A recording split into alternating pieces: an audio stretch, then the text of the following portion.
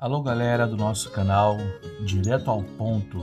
Estou aqui fazendo esse vídeo para vocês, primeiramente para pedir desculpas, porque tivemos um problema de formatação do vídeo e a qualidade ficou muito prejudicada. E por isso nós perdemos um pedaço. Nos 15 primeiros minutos não tivemos a qualidade boa do som.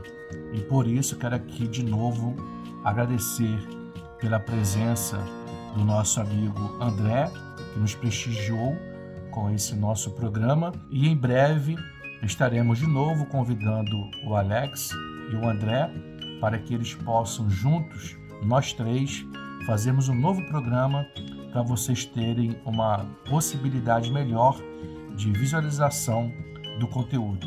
Mas iremos soltar o vídeo da programação, do que foi feito, para que vocês possam compartilhar. Não se esqueçam de dar lá o like de vocês, o joinha, se inscrevam no nosso canal, participe com os comentários, façam suas críticas e observações. E assim nós iremos construir um programa dinâmico, alegre, descontraído, procurando sempre falar para vocês assuntos do cotidiano, indo direto ao ponto sobre cada tema de importância para o nosso Rio de Janeiro e para o nosso Brasil. Até lá e vamos aí ao nosso vídeo que foi gravado no nosso estúdio podcast Direto ao Ponto. Valeu, galera! Citou aí Facebook, né? Insta, WhatsApp. Eu acho que você consegue até regulamentar melhor essas plataformas. O problema é quando ele é uma plataforma pessoal, CPF, não é CNPJ, porque vocês são empresas, né? Facebook é uma empresa. Assim?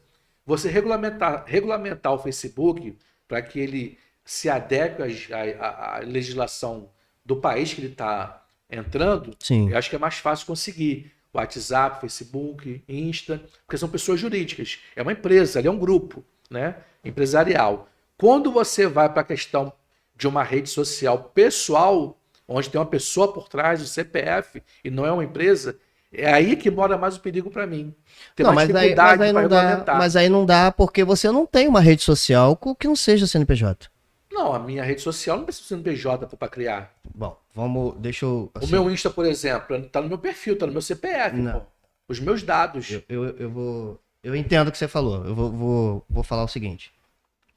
Quem usa a plataforma é o CPF. A rede social é o Instagram. Não, a rede em si ela é um CNPJ, mas eu entro nela, falo o que bem quero.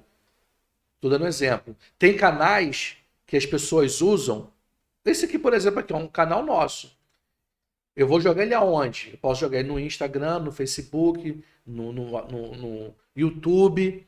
Eu digo assim, esse podcast nosso aqui, ele teria como sofrer uma sanção ou se adequar a uma regulamentação que as redes sociais teriam? Sim. Todas as redes sociais, elas têm lá as normas, as diretrizes delas, e algumas respeitam aquilo que é estabelecido pela legislação do Brasil, do país, onde ela está operando. Perfeito. Se você está dentro do YouTube, você segue as regras do YouTube. É como se fosse jurisdição. Brasil regulamenta a plataforma regulamenta você.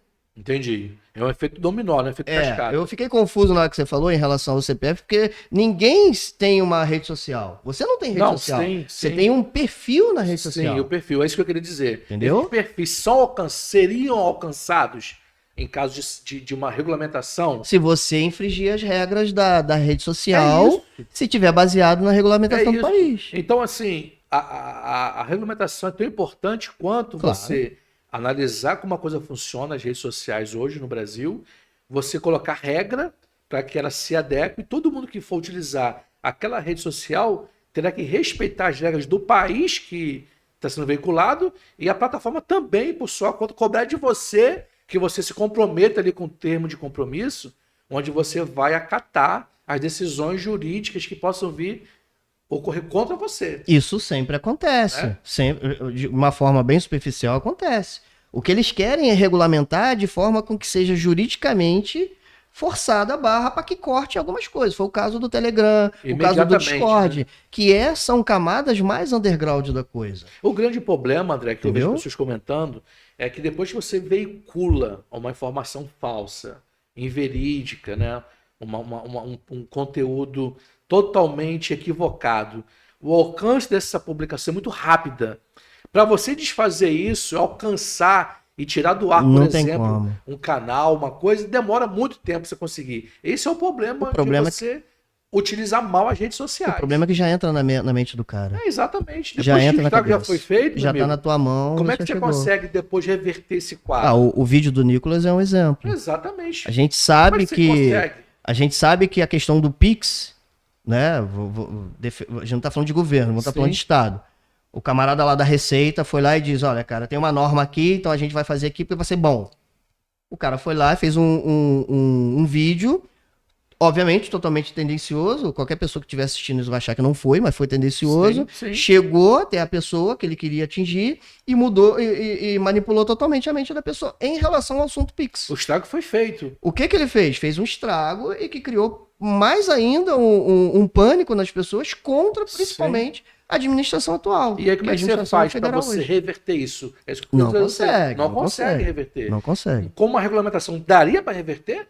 Eu Essa acho é que a questão. a regulamentação ela não alcançaria esses tipos de A vídeo. velocidade, né? Não alcançaria esses tipos de vídeo assim, dessa forma. Pois a é. regulamentação seria mais por uma coisa voltada para o perigo. Mais a coisa mais underground, vendas de droga, Sim. coisas ilícitas, chegar até forçar as redes sociais, as plataformas a identificar de fato se você é uma pessoa adulta ou se você é uma criança de 6 anos se passando. Sim, sim. Então é esse tipo de regulamentação que eu entendo que é importante que o Estado Então, faça. o que esses caras fazem, você vai continuar fazendo, então, mesmo com regulamentação, né? Se chegar até eles, aí eles vão ver, pô, cara, tá antiético pra caramba. A esquerda fazer um vídeo que manipula, a direita fazer um vídeo que manipula, tá confundindo a cabeça de todo mundo. Não, já Não tá, sabe quem né? fala a verdade, quem não fala, Já se tá é ou se não acontecendo é. isso. A gente já tem um histórico político que ninguém acredita. E o grande problema, Porra, André, chega no século XXI, você não pode nem falar, cara, político ladrão, político isso, aquilo, outro, próximo. Você não acredita mais em virou ninguém, um xingamento, cara. em vez de ser ao público agora na rua, é um xingamento virtual. Não, né? e o pior, as pessoas não querem pensar, não querem dialogar. E o que eu acho mais complicado é que para você regulamentar as redes sociais, isso passa pelo Congresso, que é o Poder Legislativo, e que está dominado por esses caras que justamente foram eleitos com esse viés de sensacionalista, né, de lacração, foram eleitos que quando chegar lá qualquer projeto de lei como o seu, por exemplo, os caras vão sentar em cima daquilo ali. Quantas cadeiras tem agora de os deputados usando são 500 termos. e pouco, eu não lembro o número correto. Agora tá 532, aumentou para 532. Eu não lembro. É por aí, 500 e pouco. O que tem hoje lá? A oposição. A oposição é o cara que não gosta, tá? Esse é a oposição. É porque a gente tem que falar de um jeito, Sim. né? Que a gente tá falando pros nossos amigos próximos. Sim, sim. Então tem que falar de um jeito que Todo mundo consegue compreender. consiga compreender. Ficar usando muito termos técnicos, ninguém aqui também é especialista nem em política e nem em nada. Mas a gente é tudo curioso também. Mas se você, assim, o cara que não gosta, o outro lado, é menor cadeira de quantidade que tem lá no parlamento. E o que tem lá no parlamento? Deputados federais e senadores. Sim, sim. Porra. Então, assim, a pouca galera que tem lá que não gosta do governo, ou pelo menos no governo atual, né? Porque a gente tem que diferenciar o poder executivo que está hoje, que é um governo de transição. Então, o governo atual, ele é voltado totalmente para a esquerda. Governo executivo. E tem parlamentares lá, políticos, deputados federais, que é de oposição, que não gosta do governo atual. Uhum. Mas boa parte daqueles parlamentares, nem são de esquerda, outros não são de direita, é dito como que são de centro, que tem Sim, opiniões sim. divergentes. A maior parte da oposição é menor ali, mas eles têm uma força gigantesca porque eles dominam, pelo menos dominam a técnica Esse mundo. da rede social, que é onde chega mais isso aí. fácil na cabeça das pessoas. E é isso que as pessoas. O que você falou é importante, porque justamente essa fração dos parlamentares que influenciam a grande massa e dificultam para que as pessoas entendam que regulamentar não é censurá-los, não é Isso aí. impedi-los, mas que ela consegue ter tanta força que é uma minoria, mas consegue abranger uma quantidade imensa de pessoas que falam, não, vai ser esse é meu direito de falar também, eu não vou deixar isso acontecer. E não é isso a ideia. Não, e nem tá É acontecendo hoje. responsabilizar. Por mais que fale que tem ditadura, Sim, censura, sim. não é isso que tá acontecendo hoje. André, aproveitando o gancho, galera, vamos tentar falar aqui um outro assunto também que é importante, Bom isso aqui. que as pessoas falam pra nós, o cafezinho é bom, né? Só falta aquele Eu chocolate. ia falar que era café não, cara. Ah, é? Porra, Mas é propaganda? Porque tá caro o café? Porra, caro não compra. Aquele né, chocolatezinho, porra? né? Caro não Compra outra marca, né? Como Deixa eu te diz. perguntar uma parada. Café é nutritivo pra quê? Não, e qual a importância do café na cesta básica, né? Não. É nutritivo o café? É dependente, Nutritivo? né? Tudo bem, tudo bem. Mas assim, você fica estressado, sacou? Exatamente. Você vai lá e compra 40 e poucos reais. Você gasta uma vez só no mês o café. Dá Claro que pro eu tô mês todo. falando pra pessoas, né? Não tô dizendo que o cara que trabalha com a cafeteria tá puto pra caramba que o Ó, café tá galera, caro. começou aqui, André, Né? meu convidado. O café tá caro pra uma cafeteria. Agora, pô, uma pessoa normal, uma família, sei lá, o que é de nutritivo isso? Então você vai lá e troca, meu irmão. Compra leite, É, compra chocolate. bem mais nutritivo. Porra, o café tá 40 e pouco. Que inferno, o mundo vai acabar, Venezuela. Não, É cara. impressionante, né, cara? Compra leite e compra chocolate. Você está dando um exemplo, André, do que nós Só pra fugir um acabamos de pouquinho falar da aqui pauta, agora. tá? Não, mas é legal, porque você veja. Pô, como isso ganhou as redes, o ovo aumentou. Porra, a culpa é da galinha, não. De quem a culpa do ovo tá caro? Cara, que doideira. E as pessoas não querem entender por que que esse ciclo acontece. Não, e nem vão entender. Não A vão maioria entender, pô. A maioria Coitado não da vai entender. galinha. Um problema que aconteceu lá nos Estados Unidos repercutiu no Brasil, pô. É Não vão complicado isso. É Elas não- complicado. As pessoas têm até o direito de não entender. É. Mas é importante que você tenha opções, cara. Sim, sim. Você vai viver de café? Eu bebo café de manhã. Você pega uma xícara. Cara, você gasta todo mês quantos quilos de café? É, eu bebo pouco café. A não ser que Bebo você seja um, sei lá, um escritor que só fume. Hã? Ah, pois é, você é um escritor, um cara que fica dentro de casa fumando e bebendo, fumando, tudo pouco. bem. Dependente. Então tu vai gastar Sou café pra dependente. cacete, meu irmão. Agora eu pego lá uma xicrinha de café, boto uma colher, faço um pouquinho de café, acabou. Que troço vai durar 2 meses pra mim, pô.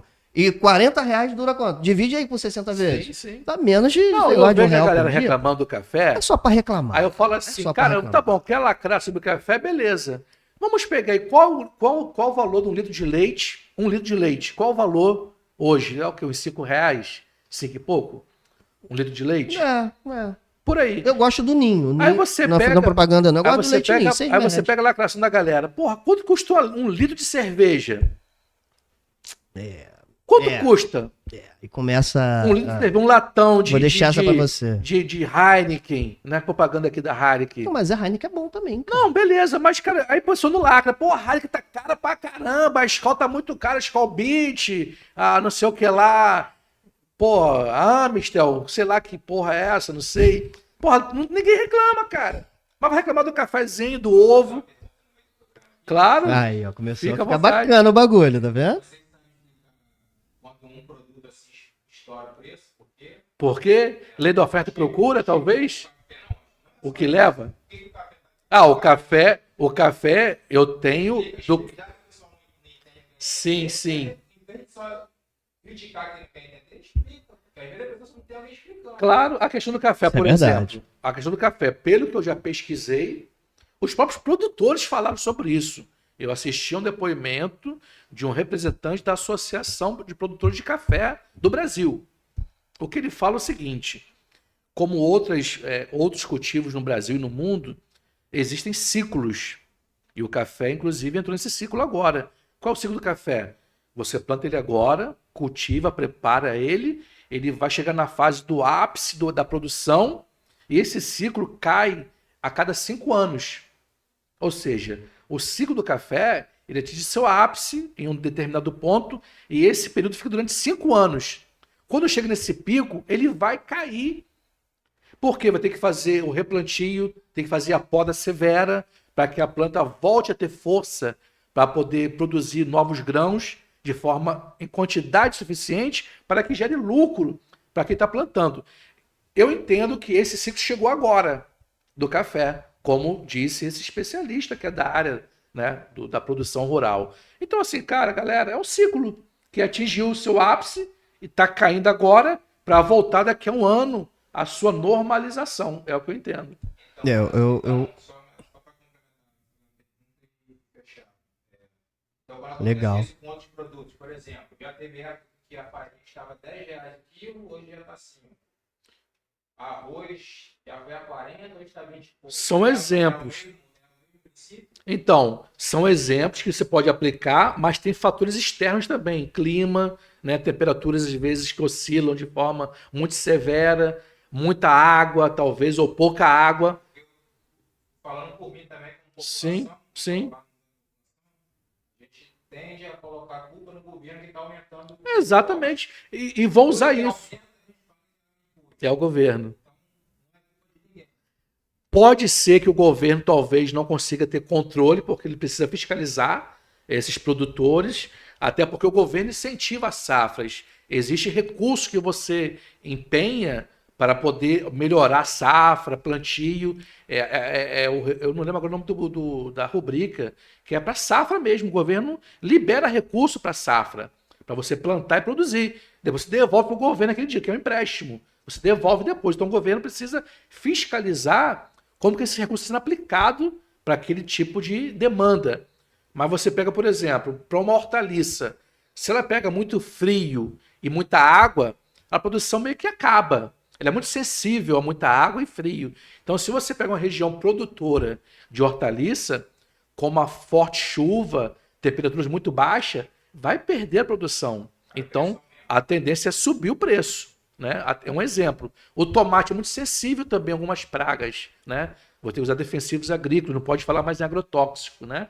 Porque a bancada ruralista tirou esse nome. Não pode ser mais agrotóxico, defensivo agrícola, que é agrotóxico, né? Ele é muito sensível. Então, se você também tem uma exposição climática muito forte, o tomate sofre também esse efeito. E os preços oscilam. Tivemos agora o problema aí da gripe aviária. Vocês viram essa semana, a China cortou, outros países também asiáticos já cortaram a exportação. O que é a gripe aviária, meu amigo? São coisas que você... O Brasil estava livre da gripe aviária há um bom tempo, voltou agora, mas vai ter um efeito cascata. O produtor que já tem o seu plantel não vai conseguir exportar para a China para lugar nenhum, nem a carne e nem o ovo, a proteína do frango. Vai ter que jogar no mercado interno. A tendência disso é que no próximo mês ou daqui a mais uns 2 meses a gente vai conseguir ter um preço menor do ovo e da carne de frango. Eu quero ver se esses caras que reclamam do preço se vão dizer que foi o governo que baixou o preço ou se não foi o governo que interviu em nada, que o problema foi a gripe aviária. Galera, vai acontecer isso. Como é que nós vamos responder à opinião pública e aos consumidores? É um efeito positivo para nós da gripe aviária. O governo deixou de exportar, tem a produção interna que precisa ser consumida. Se você não vende, vai estragar. Ou você abaixa o preço, ou então estraga o produto. É isso que vai acontecer com o ovo e com o frango nesses próximos meses. Eu obviamente que eu não sou agricultor, né? Eu sou uma pessoa urbana. Você é um consumidor. consumidor. A gente vive na grande metrópole, eu não planto, então eu não tenho propriedade para falar de forma em relação à agricultura. Além disso que você falou, é óbvio, né? Tem a especulação do mercado, Sim, sim. tem as desonestidade, tem o fato tem os oportunistas, tem a ganância, Sim. né? Além disso tudo que você falou. Então, assim, Sim. tem uma sequência de coisas que faz com as necessidades financeiras. Claro. Igual você falou, tem épocas, os fatores sazonais atrapalham, às vezes, a dinâmica financeira de uma empresa. Sim. Então, você tem lá, planta, colhe, carrega, armazena e vende. Sim. E a pessoa come. É assim, né? Basicamente o ciclo é esse. Nesse meio do caminho aqui tem um monte de gente que ganha dinheiro. Variáveis, Tem um monte de gente que ganha dinheiro, tem um monte de gente que tem que transportar, tem que ser pago, Sim, sim. né? Aí o fator, se não for todos esses fatores climáticos e agrícolas que você falou que atrapalha, em algum momento ali, aquele oportunista vai falar, pô, pode falar palavrão? Pode, né? Lá eu falava palavrão pra cacete. Aquele miserável lá daquele governo de transição, eu vou dar uma sacaneada, já que eu tá me fudendo, eu vou fuder ele também. Aí ele começa, na ganância, a aumentar o preço. Olha, cara, ó, o combustível tá caro pra caramba, então eu vou aumentar o preço pra chegar até o depósito do mercado lá. Vamos botar aqui mais alguns percentuais em cima e que se dane o resto. Sim. Ó, esse aqui tá podre, já tá velho, vende barato, mas esse daqui não. Você bota lá no caminhão, porque aí eu consigo fechar minha folha de pagamento junto com o cara que vai com o motorista e eu consigo lucrar. É errado. Ser ganancioso às vezes é meio ruim. Mas assim, às vezes os caras extrapolam. Toda empresa que abre, você quer lucro. Sim, você não tem simplesmente como. você não vai trabalhar com Um lucro. empresário bonzinho que não Agora, tem lucro. o negócio chega lá na ponta, eu vou comprar, tá caro? Eu não tenho que saber todo o ciclo da coisa, mas eu pelo menos tenho que ter uma noção antes de falar besteira, Sim, sim. né? Então assim, cara, resumidamente, tá caro, não compra, compra outro. O grande problema é exatamente isso aí, e esses assuntos se conversam, né? Porque Porra. quando tem... Só pra, deu pra ter uma ideia, mais ou menos, como você perguntou, claro que as pessoas que vão estar assistindo precisam também saber se, pô, já que... Tá coerente. Tá coerente. Por que então tá barato? Diz aí eu que sou leigo. Porque tem uma série de coisas, fatores não, série de coisas que atrapalham. Pessoas gananciosas, pessoas que, porra, precisam melhorar a tua folha de pagamento, estoque. Então chega lá na ponta, meu irmão, a gente que se lasca. Só que se a gente ficar o tempo todo reclamando, igual você falou, é só o governo, é só o governo, é só o governo de transição, o governo atual que tá ferrando. A gente vai viver o tempo todo, de 4 em 4 anos, nesse inferno que é reclamo, não reclamo. Reclamo, não reclamo. Pô, meu irmão, de 4 em 4 anos tu reclama? Não cabe essa merda, não? Sacou? O nome do programa, Enche o saco, o meu nome irmão. do incentivo é o Plano Safra, né, que o governo federal ele empenha todo ano um valor para que seja destinado à agricultura realmente. É o Plano Safra. Para que você consiga... É como se fosse um banco, onde você vai apresentar a sua necessidade para poder produzir o próximo ciclo da agricultura que você domina, e para isso você precisa de um aporte, que você talvez não tenha em caixa aquele valor suficiente.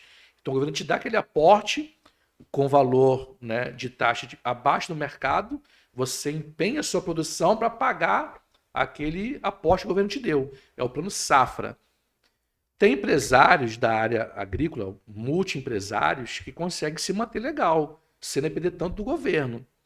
Mas existe por trás os pequenos e médios agricultores que dependem do Plano Safra, inclusive a agricultura familiar. Se utiliza também desse Plano Safra. Ele é para todo mundo, dos grandes, macro ao micro. Então, assim, quando uma situação como essa, do ovo, de uma hortaliça, ela é severa, atinge mais o pequeno produtor, o agricultor familiar que não tem tanto dinheiro em caixa, e vai perder a produção dele. Ali é o ganha-pão do cara.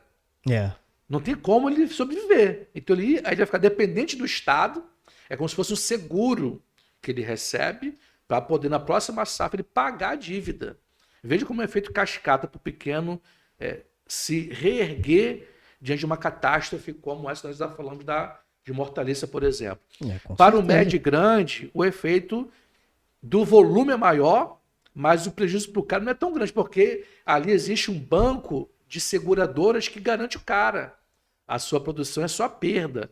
Ele investe um valor nesse banco, nesse seguro, se der problema ele vai receber, pelo menos o custo de produção ele recebe. E o pequeno, como é que fica? Que não teve acesso a nada. O pequeno ele não consegue ter o empréstimo, né? Por assim dizer, para poder se levantar. Tem que empenhar muita coisa. Não tem como. Entendeu? Então, assim, a galera não se liga nisso, porque quando você incentiva a agricultura familiar, é você ajudar o pequeno a tentar crescer um pouquinho, não é para ela ficar rico.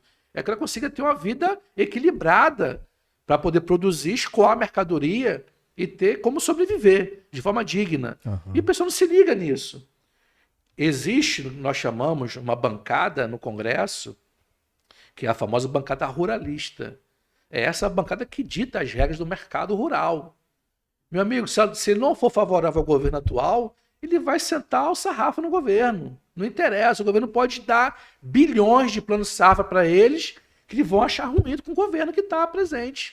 É importante é uma que bancada influenciadora demais. É importante que essas regras virem, essas leis virem regras. Sim. Porque assim, a galera que com certeza vai assistir, existe uma diferença entre governo federal atual, que é o que a gente chama de governo de transição, né? De 4 em 4 anos você está mudando, e tem as leis que ficam. Por isso que quando eu comecei a entender melhor isso, eu comecei a levantar a ideia, cara. Governos, uma professora de geografia falou isso para mim também.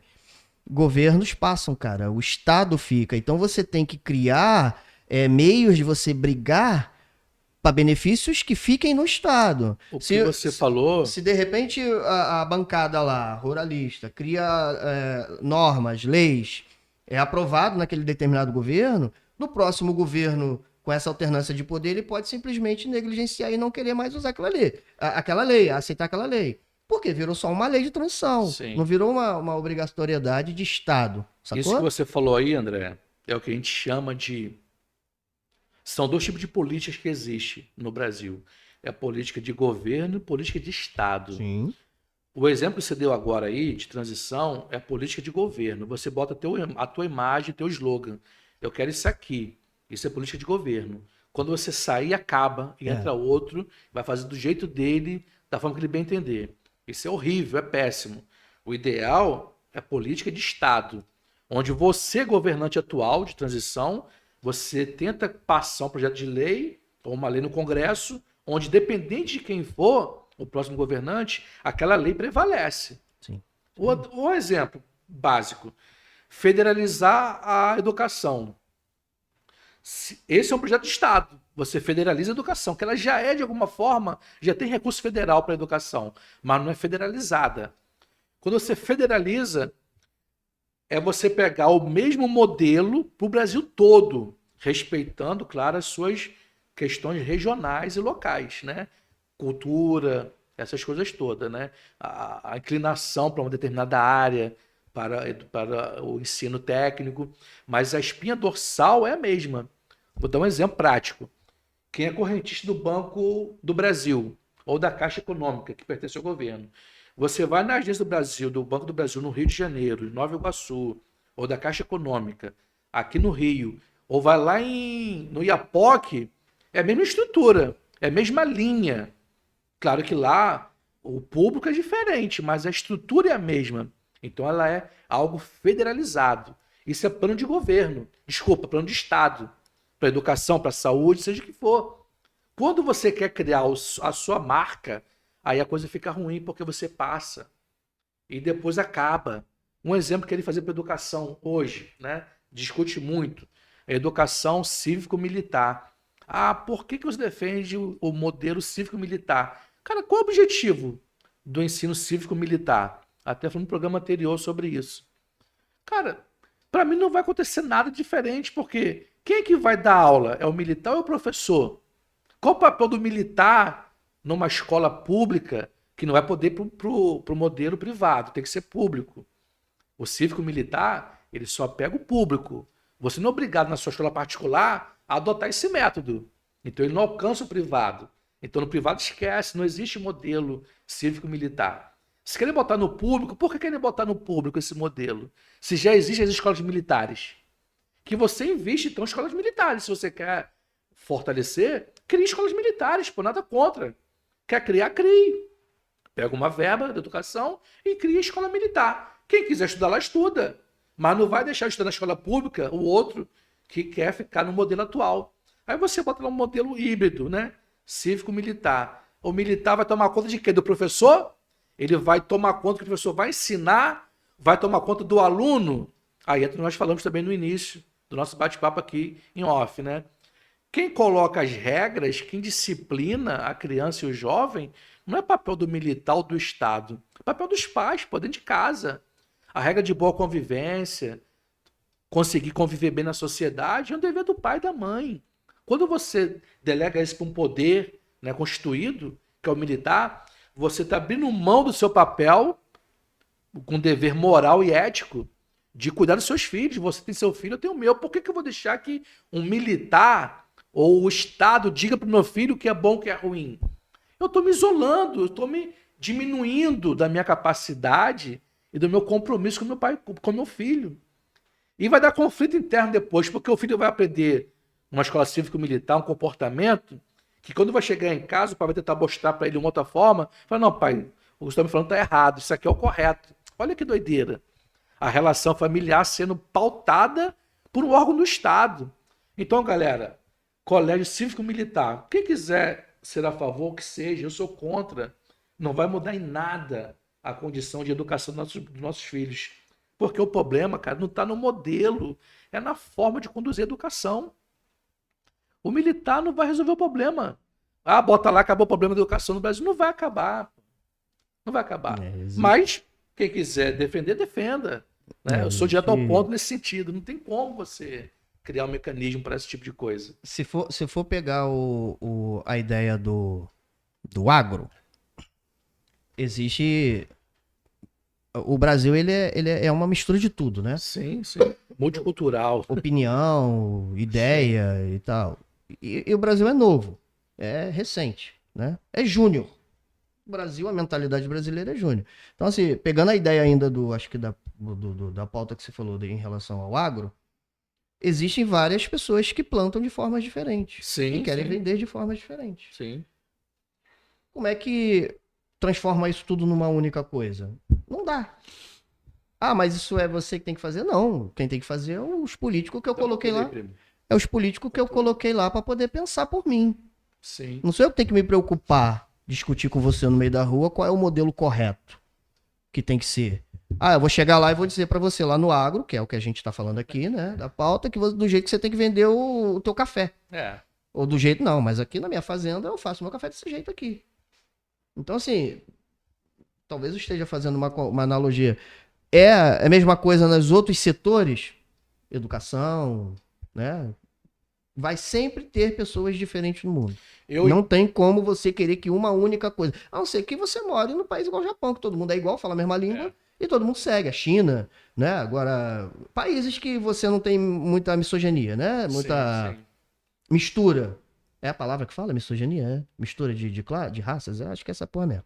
Você não tem muita gente misturada. Só que no Brasil tem, meu irmão. É religião misturada, é política misturada, é gente misturada, é cultura misturada. Então como é que você organiza esta merda? Não tem como você organizar. Ou você tenta criar uma ditadura. Ó, é o caminho, né? Tem que ser do meu jeito. O agro vai ser assim. Tô pegando aí do gancho da pauta. O agro vai ser assim, a forma de vender vai ser assim, é desse jeito. Ah, não, mas aí você tá tomando conta da minha terra, não quero ser desse jeito. Exatamente. O grande problema, André, é que as pessoas só querem os louros, mas não querem ficar com os ônus. Querem um bônus e não querem um ônus, né? Em produções de grande escala, o agro, por exemplo, é um grande modelo disso. Por experiência, a tendência é que eles fazem um modelo semelhante do ciclo produtivo. Porque foram experiências que fizeram e que deu certo. Então, por exemplo, quem planta soja, ele vai plantar sempre o mesmo modelo. A forma do cultivo é sempre semelhante, né? Desses grandes produtores de soja, um exemplo. Grãos como um todo, o arroz, o café, a soja, que é o que mais exporta, né? Esses insumos e tudo mais. Então, quando você cria ali uma metodologia de cultivo, a tendência é que todo aquele grupo ali siga aquele padrão, né? Para você cultivar. E o preço, ele vai ser meio que tabelado de acordo com o mercado internacional. É de quem está demandando aquele produto. Então, se você tem muito concorrente externo, os países consumidores vão procurar aqueles mercados que vendem por um preço melhor para ele, que é o consumidor externo. Então, o Brasil ele precisa ter essa flexibilidade de saber cultivar, saber disputar o mercado internacional com outros produtores internacionais, que você consiga fazer frente com os caras também. Então, assim, para o agro, eu entendo que também os caras vivem também na situação, não estou aqui defendendo também não, tá?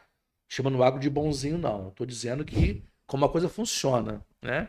Ele tem na sua planilha de custos, para ele poder botar no mercado a sua soja, lá para os Estados Unidos, por exemplo, ele vai disputar com outros países produtores também. E aqui vai dar o menor preço. É o que vai levar, é o que vai vender. Então, se ele tem o melhor preço de exportação, ele não vai ter incentivo para plantar a próxima safra para ele. Então, quando você consegue atingir o ápice do cultivo, de forma que você consiga disputar mercado e assumir acordos, porque você assume compromissos de mercado. Eu garanto que daqui na próxima safra eu vou te entregar tantas toneladas do meu grão. Você tem que assumir compromisso. Inclusive, isso aí é o que norteia o mercado internacional do Você agro. está falando assim de forma padronizada. Sim, padronizada, sim. né? É a entendi. exportação. É que eu tô pensando aqui que eu tinha falado de cada um faz o teu, bem de forma superficial. Não, sim, eu tô dizendo de Mas forma assim, como você macro, quer né? alcançar Porque o outros grande- patamares, você tem que padronizar, o grande legislar, criar mercado regra. do Quando agro, tu quiser vender mais pra eles fora. têm que ter um cronograma do que vai fazer e compromisso que ele assume Pra garantir a qualidade do Sim, negócio. sim, entendeu? Então, assim, eu entendo que já também fica numa situação complicada, mas fruto do quê? Da ganância, às vezes. O agro é importante para qualquer país, é importante o agro, pô. Grãos, alimento na mesa. Agora, como é que esses caras fazem com o mercado interno?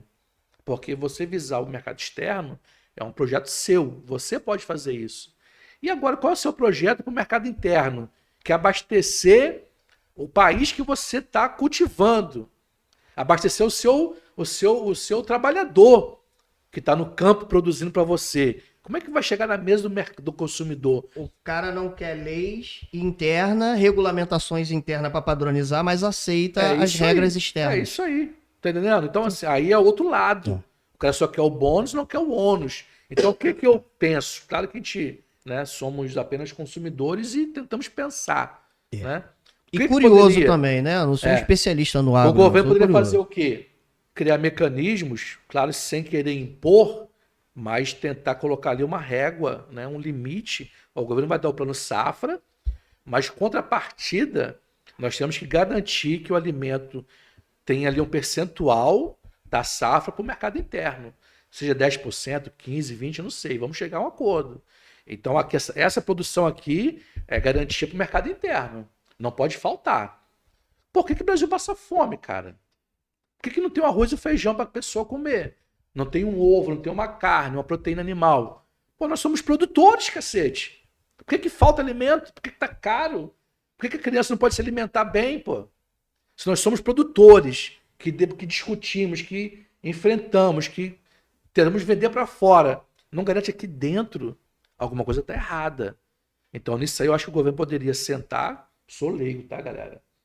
Podemos sentar e falar, olha, temos que garantir que na cesta básica do brasileiro tem a garantia do produto na mesa, pô. Mas se A tenta, preço né, cara? acessível. Mas se tenta, né? Eu acho que as pessoas, elas não têm ainda a mentalidade assim. Não é o governo, é a mentalidade das pessoas. Como eu falei, o país é muito júnior. As pessoas ainda têm a mentalidade júnior. Quando eu digo júnior, é júnior, 500 anos. Sim, Não é igual China sim, 2000. Sim, sim. Então, assim, a mentalidade do brasileiro ainda é infantil.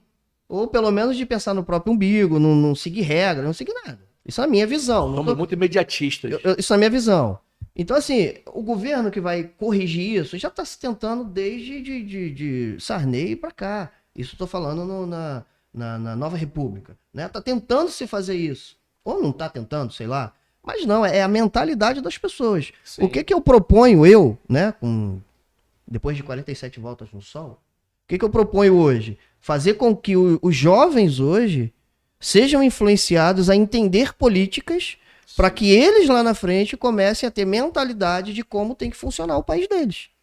Aí eles vão influenciar, de repente, os futuros governantes, porque eles querem desse jeito. Porque enquanto tiverem pessoas, por exemplo, no agro ou qualquer outro setor, que tem ainda o pensamento egoísta ou o pensamento unitário, ou até mesmo não tem a mentalidade de que tem que ser mudado, igual você perguntou, pô, porque tem gente que passa fome. Sim. Porque às vezes a pessoa ela só está pensando no próprio umbigo. Às vezes o cara produz a coisa pensando só na ganância. Ele não quer ajudar a mudar a coisa. Sacou? E é a mentalidade do isso brasileiro, não é do tudo- governo, é do brasileiro, Isso cara. tudo, André. Claro que a gente não pode botar na conta do governo tudo, né? Que a gente fala. Não pode, nenhum governo. O grande problema disso federal. tudo passa, né? As situações se conversam, né? Isso tudo vai desaguar na questão da educação, cara. Quando você não tem uma educação para formar mente, É né? isso aí. Para formar questionadores futuros, que a criança começa na criança, uma educação financeira, por exemplo, né? Com melhor consumo de alimentos, como é que você faz? Quando você não tem isso na escola, vai ficar muito cartesiano a escola, de transmitir conhecimento do que já é colocado, da matemática, do português, da ciência e tal. Mas e a convivência em sociedade? Então, não é um modelo de Estado que está colocado, né, para a educação, voltando à educação, de, por exemplo, cívico-militar, que vai resolver esse problema. É questão de cidadania, pô. Você implementar na escola o convívio em sociedade. Como é que você faz isso? despertar, criar mentes questionadoras para o futuro. Porque esses jovens serão os futuros eleitores daqui a 5, 10 anos. Como é que você prepara essa mente agora? Como é que você vai influenciar sem ser tendencioso para buscar políticas de Estado e não políticas de governo para o futuro dessas crianças? Então, assim, é uma situação que leva tempo para surtir o efeito. E como o brasileiro é muito imediatista, ele não se preocupa com o que vai acontecer daqui a 5 anos, ele quer o aqui e agora. Ele não foi Você treinado. falou. Não foi treinado para, não foi doutrinado e treinado para isso. E você falou agora há 500 pouco, anos né? só de país. É isso aí, fica difícil, cara. vide a China aí, o tempo que eles estão vivendo em sociedade. Rapaz, você pega o exemplo do Japão. Pega o exemplo do Japão.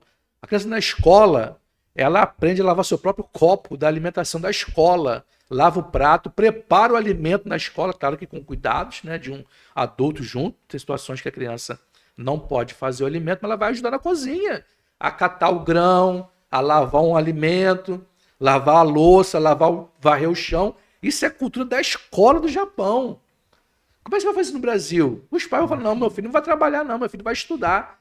Vai entender? Dá para fazer. Dá para fazer, mas cadê? Eu tô tentando fazer, Entendeu? porque pelo menos a minha parte, enquanto cresci, comi, olhei, eu falei, pô, isso daí é desse jeito. Aí eu cresci, comecei a pensar, fiz filho, eu falei, pô, não, minhas filhas não podem seguir esse ritmo, minhas filhas têm que seguir um ritmo diferente. Então assim, ó, cara, eu, da minha geração, tô dizendo pra ela, da próxima geração, você precisa se envolver com política, entender Sim, política, sim. você precisa entender consciência de classe, principalmente, Sem você dúvida. precisa entender como funciona o mundo, porque daqui pra frente o mundo vai ficar aí pra você e você também tem que ditar as regras. É isso aí. Ah, por quê? Porque a gente só tem 500 anos de existência. Veio um camarada lá da puta que pariu, invadiu esta merda aqui, Então, no que tá. prendeu índio, trouxe escravo e misturou. Pronto, tá aqui. Aí escravidão não tem nem 1.100 e poucos anos que não tem mais escravidão. As pessoas ainda têm aquela mentalidade de Eu ser acho que escravo. tem, hein? Eu acho que tem ainda Acho escravidão. que foi quando? 1822 que acabou a 1800 e a Lei pouco. Áurea, né? Mas Se eu não eu me acho que engano, ainda temos escravidão no Brasil, 1822. Pô, é recente a questão da escravidão. É. Então o brasileiro ainda tá preso naquela coisa. Escravidão, gente que trabalha, eu sou egoísta, eu sou aquilo outro, e não tá preocupado em doutrinar as pessoas das próximas gerações para fazer a mudança na mentalidade. O cara. que você falou Eu fiz o aí, meu André, papel, tô fazendo o meu o papel. que você falou aí é um gancho, até para a galera que está nos assistindo agora, da gente falar sobre questão ideológica, né? Esquerda, direita, como você se considera, se você é uma pessoa de esquerda ou de direita. E contraponto a isso, cara, o que vai além da esquerda e da direita é você defender uma democracia, pô. É óbvio. Que não é uma democracia que a gente vai conseguir também de forma 100%. Uma democracia também acanhada ainda e muito prematura. O Lula uma vez falou que a democracia é relativa. Eu entendi o que ele quis dizer, porque não vai conseguir ter no Brasil de hoje uma democracia 100% instalada. Não vai conseguir. Nesse aspecto ele tem razão, mas tudo que ele fala vira contra ele próprio. Então tem que ter muito cuidado com o que você fala, né? Nós temos liberdade para falar isso aqui. Então quando as pessoas falam para mim, Robson, você é de esquerda ou de direita? Pessoas da minha convivência. Aí eu falo, cara, eu não me considero nenhuma coisa nem outra. Eu procuro defender a democracia. Então tu é de centro. Ou isso. Rotula você, te obriga a ser alguma coisa, É de centro. né? Quando a gente fala em terceira via, por exemplo, não, você tá fora, não quero ideia contigo. Você tem que ser o combo. Ou você é de esquerda e abraça tudo que a esquerda faz. Eu até conversei com o Kleber um tempo atrás sobre isso. Ou você é de direita e abraça tudo que a direita faz. Cara, eu entendo que dos dois lados são bons. Tem pessoas boas dos dois lados.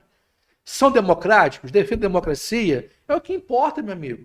Você não é obrigado a pensar igual a mim, não. Embora eu esteja com a camisa semelhante, com a mesma cor, cara, mas você pode pensar diferente de mim. Eu acho que tem uma armadilha muito grande em relação a isso de esquerda e de direita. Eu enxergo assim, como uma armadilha muito grande. E é lógico que você não vai chegar para qualquer pessoa, igual pessoas, a gente tá falando do café, pessoas leigas e tal, pessoas que não quiseram, de repente não querem ter o conhecimento da coisa, e e a pessoa vai te perguntar, pô, você é de esquerda ou de direita? E você vai dizer, pô, e você? O que você acha? A pessoa que já tem o conhecimento, ele nem vai perguntar se Sim. você é de esquerda ou de direita. Sim. A forma mais popular, mais usual das pessoas que ainda não têm uma definição, ou pelo menos não quiseram ter uma definição do que é esquerda e direita, é bem básica. A forma mais popular hoje é Bolsonaro ou Lula. Exatamente, né? É bem básico. Não dá pra. Eu costumo dizer que sequestraram certos aspectos, Sim, dos tanto diambos. da sociedade cultural, convencional, e colocaram ali no meio, esquerda e direita. Sim, Né? Porque se você for ver, a gente que pelo menos lê, conhece também um pouco, sabe que esquerda é uma coisa, direita é outra, como isso daí surgiu. sim. A política pegou, sequestrou essa coisa toda, a população sequestrou outros aspectos Se e colocaram. utilizou da ideia. Aí colocar, pô, então você é de direita. Ah, mas por que você é de direita? Aí muitas das vezes a pessoa não sabe responder. Eu não tenho como eu dizer que eu não seja de esquerda. Não tem como. Se for olhar da forma Talvez básica da você não seja coisa, lulista, né? Se alguém te perguntar.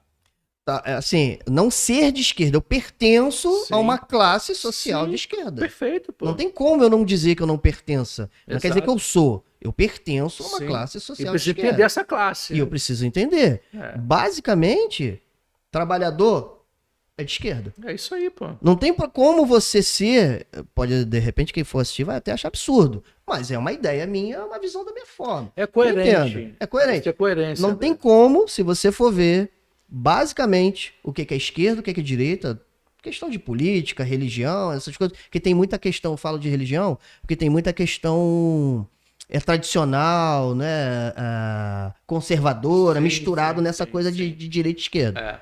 Então, se você sabe basicamente a definição, não adianta. Eu sou dentro de um conceito de esquerda. Um aspecto, né? Você defende aquilo ali que você está convivendo. Não, no dia a eu dia. entendo que eu Sim. sou de esquerda. Por quê? Porque eu não nasci, eu não tive privilégios, eu não. Privilégio é o Que é termo natural que eu tô de- usando, de né? quem tem um poder aquisitivo melhor, Ex- aquela é a regra Ele dele. pode ser chamado de direita. Por quê? Porque foi definido Sim, isso. sim, sim. Eu não tenho grandes posses, grandes bens, não nasci numa família rica que detém todo o controle e o poder daquela coisa, que dita algumas regras, né? Para se considerar de direita. Ah, mas eu sou de direita porque eu sou cristão. Negativo. Tem pessoas que são de esquerda, que são cristãs, que têm sentimentos conservadores. Sim. Esse aí? discurso, André, ele é interessante por quê? Porque os dois lados se utilizam desses Os pensamentos dois lados. para poder te manter Os dois no que lados. eles querem que você seja mantido. Ah. A direita, por exemplo, fala que o trabalhador ele é escravizado pela esquerda, que a esquerda utiliza o trabalhador para poder ficar na mão deles e manter essas políticas públicas de governo empenhado para que as pessoas não deixem de votar nos caras. E depois que você aprende, você passa a ser de direita. A direita prega isso. Não, você não pode depender do Estado para tudo. Você tem que viver. Ele te dá uma falsa impressão de que você um dia vai ser rico. Nada contra você tentar ser rico, pô. Mas não vão conseguir ser rico todo mundo que é pobre. Sempre vai existir a pobreza, vai existir a classe média, a classe alta. Isso é inevitável. No mundo, é inevitável que essas classes subsistam. O que vai acontecer, eu acho que é o correto, é você ter dignidade. Você é da classe pobre, baixa, trabalhador, mas seja um trabalhador com dignidade, que tem um mínimo para sobreviver de forma digna. Você vai alimentar uma cadeia produtiva que precisa do trabalho braçal. Claro que a tendência é que isso diminua daqui para frente com as novas tecnologias, mas você vai continuar sendo trabalhador. Mudar de área, mas vai ser um trabalhador. Então, assim, você vai ter dignidade para viver como trabalhador, isso que importa, cara. Porque você pegar também, uma coisa que eu discuto muito no marxismo e na esquerda, que eles defendem que você tem que pegar toda a riqueza do mundo, é muito simples, né? Toda a riqueza do mundo e divide igual para todo mundo. Isso não resolve o problema. Vai ser um valor ínfimo para cada um, que por lei natural de diálogo, de barganha, você vai pegar essa xícara aqui, eu passar a ser para você essa xícara, vai conseguir me conquistar e vai ganhar esse copo aqui, e eu vou ficar só com o celular. O que era meu passou a ser seu de novo, então não é distribuindo renda igual para todo mundo, no modelo que eles querem, que vai resolver o problema. O que vai existir, que eu defendo e que é inevitável, é você dar dignidade a todos, que tenha garantia mínima de sobrevivência, uma saúde de qualidade mínima, uma educação digna, segurança pública de qualidade. Então isso aí passa por mentalidade da pessoa. Não é para você tentar ser rico, é tentar ser digno. E defender dignidade é você saber o meio que você convive hoje, quem está por trás daquele meio que você convive, por que você não muda de situação. Ah, Rob, mas eu quero ser rico. Cara, tenta sorte. Eu prefiro ter dignidade do que tentar ser rico. Porque eu vou passar os meus últimos anos tentando, eu vou deixar de viver. Então, se você buscar ter dignidade, cara, legal. Vai à luta. Entenda seus direitos, seus deveres como cidadãos e vá à luta. O que a direita faz é tentar colocar na mente do trabalhador, da classe pobre, que um dia também ela consegue ser rica. O cara não vai conseguir ser rico. É igual jogador de futebol. Toda criança pensa em um jogador de futebol famoso. Porra, 10% das crianças vão conseguir ser um jogador de futebol famoso. Mas você quer jogar bola, meu filho? Joga a bolinha lá, vai lá, curte sua bola. Não pense que você vai ser um jogador de futebol de futuro, de promissor, reconhecido no mundo todo. Cara, isso é uma fração mínima. Mas ela pega como modelo. Não, você vai conseguir. Dá uma falsa sensação de que você vai conseguir fazer aquilo ali. E não vai, galera. Defenda o que vocês querem ter dignidade. Esse a gente precisa ter. Então, o nosso pensamento é: nem tudo que a esquerda me fala eu vou seguir, nem tudo que a direita fala também eu vou seguir. Eu sou adheso às duas possibilidades.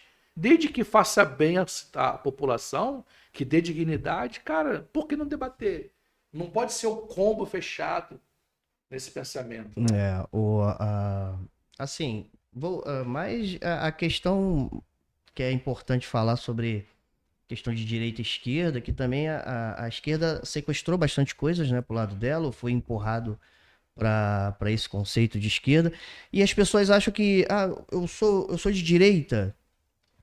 Por quê? Porque você é cristão, porque você é militar, porque você não acredita nisso, naquilo outro.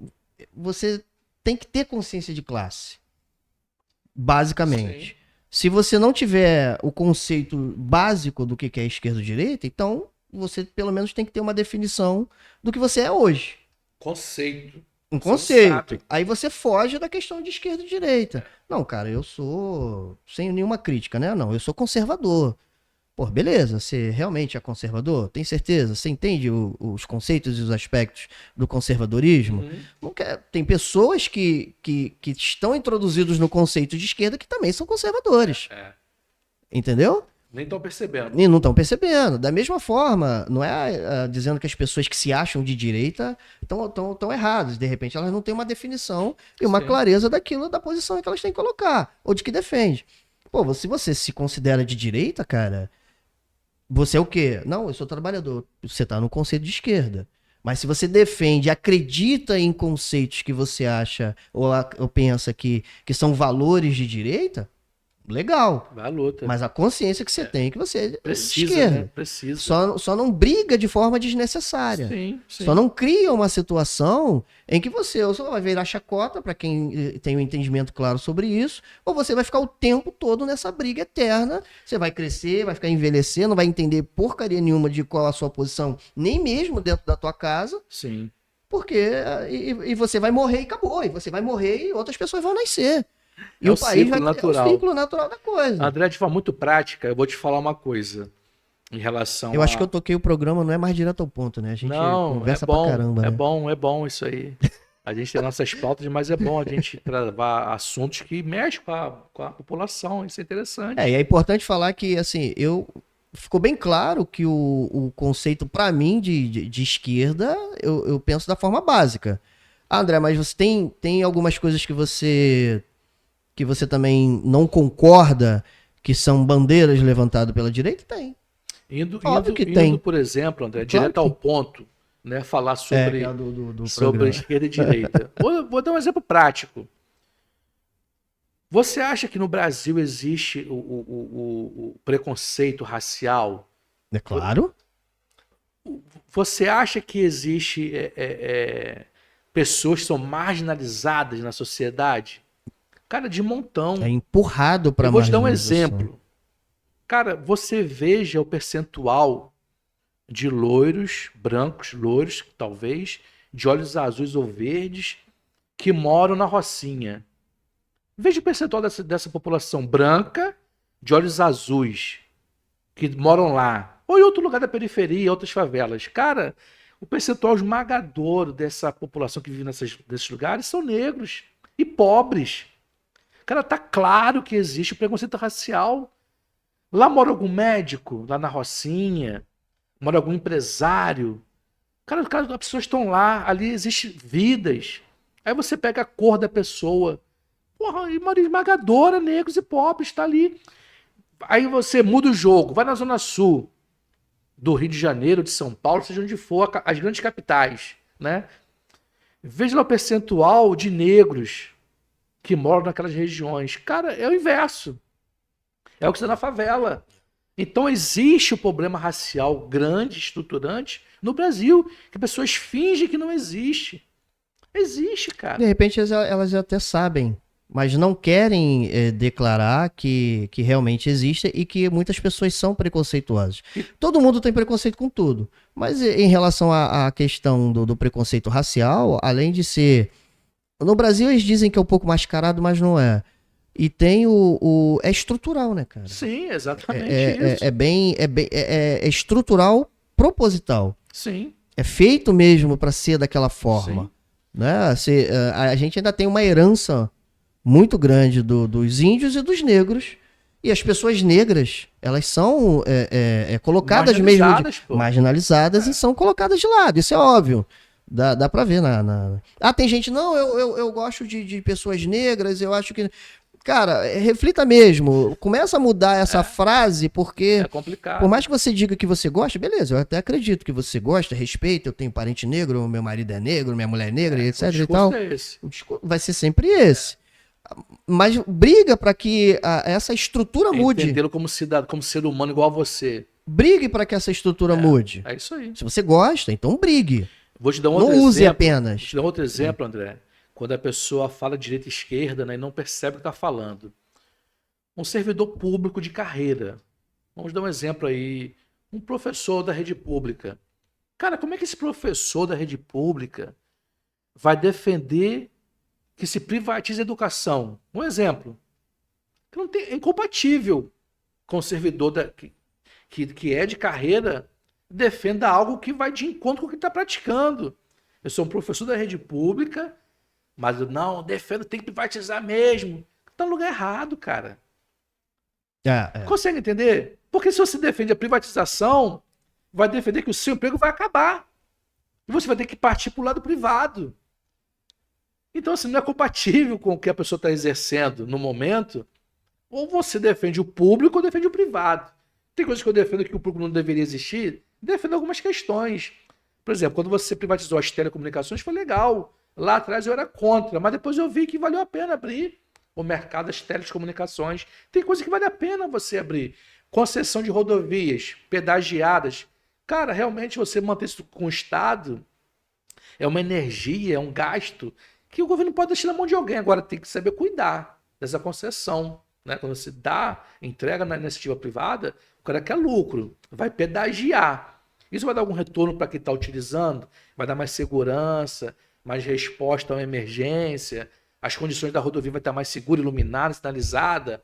Beleza, o governo consegue fazer isso tudo sozinho? Não vai conseguir. Poderia ter pedágio também no público? Poderia, mas o governo não vai conseguir gerir tudo. Então tem coisas que eu acho que vale a pena você abrir mão, sim. Outras coisas não, outras coisas são estratégias, né? Estratégicas, você não pode abrir mão, né? As riquezas, né? Os minerais, geração de energia, isso tudo é nosso, cara. Não pode abrir mão disso, é soberania. O país ele arrisca coisas igual você na sua casa, né? Você investe, o investimento muitas das vezes é de risco, você não sabe muitas das vezes se aquilo ali vai dar certo. Sim. Quando a direita FHC fez isso, sim, a privatização das teles, é. E igual deu certo para todo mundo. Tem gente que acha que não, mas deu certo. Tanto que você tem internet aí que tá todo mundo usando. Sim. Popularizou a telefone para chegar na casa de todo mundo. Que era privilégio de poucos. Televisão, que faz parte da telecomunicação, chegou bastante na casa das pessoas. Sim. Porque se privatizou com regras. Né? Olha, eu vou deixar que você tome conta desse negócio aí. Claro que eu era jovem na época, mas eu não era tão ignorante. Vou deixar que você tome conta aí toma conta da nossa telecomunicação, mas você vai ter que dar emprego para todo mundo que está aqui. Não pode ser emprego estrangeiro. Tem que ser emprego daqui. Ele arriscou, o governo dele arriscou, fez. Outros governos que vieram deram continuidade. Obviamente que a telecomunicação está ligada à tecnologia. Sim. revolucionou. Muitas pessoas que estão usando a internet hoje não têm ideia de que se não fosse a Como uma privatização coisa naquela ocorreu, época, né? O início. mas foi um risco. Direto ao ponto, foi um risco. É Ele necessário correr arriscou. risco. É necessário. Governos de transição vão arriscar. Vão dar mais dinheiro para um lado, mais dinheiro para outro e vão arriscar, porque você não detém o futuro, cara. Você não sabe o que vai acontecer amanhã. É igual você, dentro da tua casa, com a tua família. Não, vou arriscar isso aqui. Vou arriscar comprar esse carro. Não, vou arriscar abrir aquele negócio. E deu merda, beleza, mas E eu é por tentei aí, também. cara. Você Eu também precisa pensar fora da caixinha, né? Porque quando você é É. muito engessado a pensar de forma muito cartesiana, que todo mundo quer que você pense, cara, você vai viver um pensamento coletivo. Não é mais um pensamento individual. Vai ser um pensamento coletivo. Vai ser os Minions. Né? Pensa todo mundo igual ali, né? Não tem como, cara. É complicado. É uma parada Então, bem assim, complicada. quando a gente se posiciona de alguma forma, que você tem que ter um pensamento coerente com aquilo que você vive, né? Nosso dia a dia. Por exemplo, quando você fala, mudando de assunto, combater a desigualdade. Qual dos dois lados que defende o combate à desigualdade e à discriminação, à miséria? Qual o governo que investe mais nisso? É um modelo de governo de direita ou de esquerda? Obviamente que é de esquerda, né? Tá Óbvio. claro isso. Agora, O core tem equívocos. o core dos governos de esquerda, o core, né? O núcleo dos governos de esquerda são as políticas sociais. Sim, pô. Óbvio. Aí você fala, pô, você é de esquerda, então nesse ponto eu sou de esquerda, pô, porque eu quero que meu irmão, que esteja na miséria, tenha dignidade para sobreviver, pô. O teu filho estuda onde? Meu filho, graças a Deus, eu consigo pagar uma escola particular para meu filho. Quisera eu que aquelas crianças que estudam escola pública tivessem a mesma educação que meu filho tem.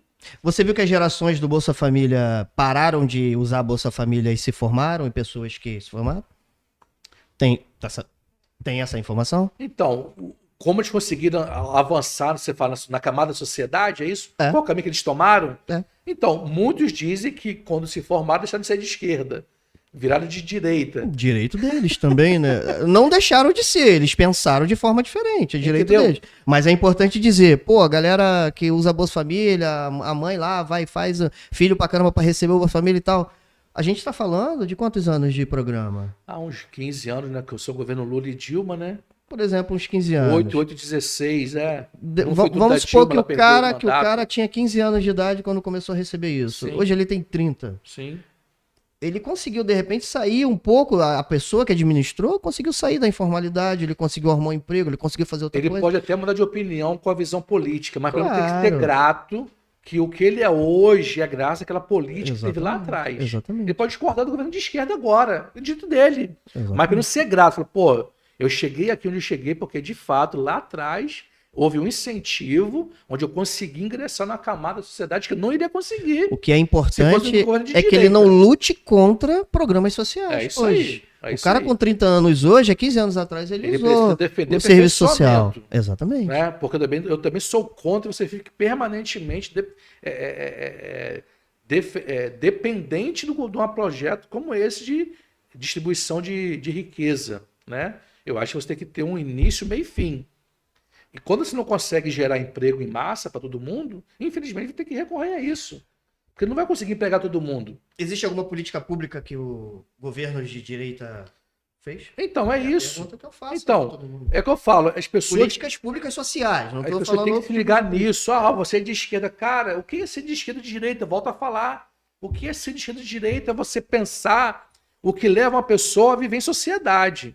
Se ela consegue conviver bem com o outro, se ela consegue entender que o que ela tem hoje foi fruto do seu esforço pessoal, é claro.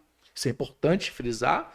Mas se não fosse também muita situação governamental, muitos não conseguiriam chegar. Quando você fala, por exemplo, em cotas das universidades.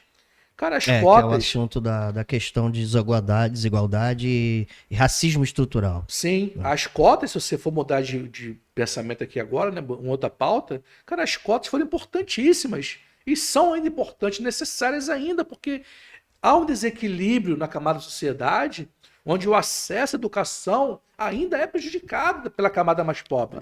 Isso é fato. Desequilíbrio, preferência também, preconceito Sim, também e modelo de estrutura. Sim. Né? Como eu Veio... te falei, não tem a federalização do ensino público. É porque as pessoas não querem, não vende. É comercial isso? Não, não, André. Eu tô falando a questão de vender da seguinte forma. Pô, eu tenho, sei lá, acho que 90% de médicos, você tá falando de políticas, Sim. cotas, etc. 90%, sei lá, não sei o número, né? Eu só tô especulando. Mas a maioria esmagadora são brancos. Você não acha que isso tem uma certa. Assim. Existe um motivo para isso? O programa Mais Médico, deu agora aí do médico, por exemplo, dos Mais Médicos. Não se tem um motivo para isso? Porque as pessoas têm aquela ideia, pô, cara, negro não tem boa estrutura, negro não estuda, negro não sabe o que vai falar, então eu prefiro ser tratado por um branco. Aí a estrutura toda diz, cara, então é melhor nessa universidade de medicina, faculdade de medicina, eu botar só branco. Aí veio um cara, de repente, sei lá, um governo, alguém, um militante, falou, não, cara, pô, esse bagulho aí tá errado. Tô falando as minhas palavras, tá? Não é verdade universal, mas eu falando das minhas palavras. Sim. Esse bagulho aí tá errado, os negros estão ficando totalmente jogados pela periferia. Porra, cria, porra, da cota, pelo menos, para você introduzir pessoas negras inteligentes que sejam médicos também. Porque a estrutura que foi montada foi para que não... A ideia é que fosse só branco cuidar das pessoas. Isso então, é claro. Racismo, faz parte do racismo estrutural. Isso é claro, André. E precisa de cota para isso? O Brasil, ele é um país racista. Infelizmente até os dias de precisa. hoje. Infelizmente precisa. É racista o Brasil, pô, não tenha dúvida. E classistas que querem dominar. Vou te dar um exemplo. Educação de novo. Todas as crianças, né, da escola pública, das periferias, né, dos interiores, cara, você vai ver a qualidade do ensino público de hoje, comparado a 40 anos atrás, cara, a coisa se declinou de uma forma terrível. A qualidade do ensino público, né, lá atrás era uma que as pessoas tinham orgulho de ser de escola pública. Verdade. E hoje está o oposto a isso. Aí eu te falo, a criança ela é matriculada na escola pública, criança pobre, né? Escola pública vai passar todo o ensino público, tanto da fase inicial até o ensino médio. Se ela quiser fazer uma faculdade, ou ela vai tentar pagar uma faculdade, com que dinheiro? Ou então tem que estar na cota. Não tem outro caminho para o pobre estudar. Ele vai fazer um vestibular para uma instituição pública, não vai passar, pô. Não foi preparado para passar numa faculdade pública, federal ou estadual. Não vai ter o mesmo preparo daquela criança que lá atrás começou na escola privada, de qualidade. Que até entre eles também tem gradações que aquela criança de escola privada mediana vai fazer frente com uma escola de elite, não vai passar também não, numa universidade pública. Olha que doideira. Até quem é de escola privada não vai ter garantia de que vai conseguir ingressar em uma universidade pública. Imagine ingressar o pobre. Aí eu te falo, todo mundo contribui com o seu imposto de renda, tudo que a gente compra tem imposto, você colabora. Então, tanto o rico quanto o pobre, ele de alguma forma está pagando, eu pago, você paga, todo mundo paga, para que todos tenham acesso à educação pública. Beleza. A gente contrata imposto, esse imposto gera divisas para o governo, ele vai investir em educação, beleza. Aí você vai crescer com esse mesmo pensamento de escola pública. Chega na universidade pública, você não consegue ser aprovado. Alguns conseguem, né? Não vou também generalizar, mas não é a realidade. Aí vira o lado. Na universidade pública, todos também colaboram para o ensino público de uma universidade, tanto o pobre quanto o rico, porque todos pagam impostos. Mas o pobre e o rico vão pagar impostos para que o rico estude na escola pública, numa universidade pública. Olha que inversão. E as pessoas não se ligam nisso. Isso aí, galera, é você pensar se está certo ou se está errado esse modelo. Quando você é oriundo de uma escola pública, todos colaboram para aquilo ali acontecer. É recurso do governo. E a universidade pública também não é recurso do governo? Não arrecada da mesma forma? E por que só os ricos conseguem entrar? Aí você fala, pô, você é de esquerda ou de direita? Caramba, nesse momento tem que ser de esquerda, cara. Eu tenho que dar cota para essa pessoa entrar. Ou então pensar uma alternativa, que aí o rico não vai aceitar. Beleza, você quer estudar numa universidade pública, federal, ou estadual, beleza. O seu filho vai estudar na universidade. Ele passou, conseguiu a nota, beleza. Ele vai estudar. Então o governo não pode dar com cota, o governo, beleza, o governo não vai dar mais cota. Então você que pode pagar, poderia pagar para o seu filho estudar numa universidade privada, você tem dinheiro, então teu filho passou para uma pública, você vai pagar uma universidade privada para alguém estudar. Combinado assim? Tu não quer que teu filho vá para a pública? Beleza, você não pode pagar uma privada para ele? Pode. O pobre pode pagar uma privada? Não pode. Como é que o pobre vai fazer a faculdade se não tem o incentivo, não tem a cota? Então você bota teu filho na pública, parabéns para ele que entrou, e vai pagar uma privada para o pobre estudar, pô. Quero ver se esse pessoal que defende o pensamento, né, elitizado vai concordar. Será que seria um bom modelo?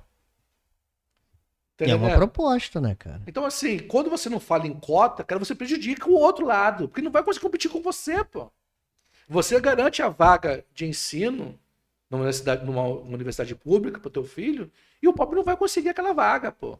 Vai ficar ali 10 anos tentando e não vai conseguir. E a gente tá falando além de racismo estrutural, de cultura também, de como eu usei o termo lá, se vende dessa forma, que nem todos os cursos também, infelizmente a pessoa negra, que é a questão do curso de medicina que eu falei, consegue entrar. Eu já vi nas universidades que tem cursos que majoritariamente tem que ser de brancos.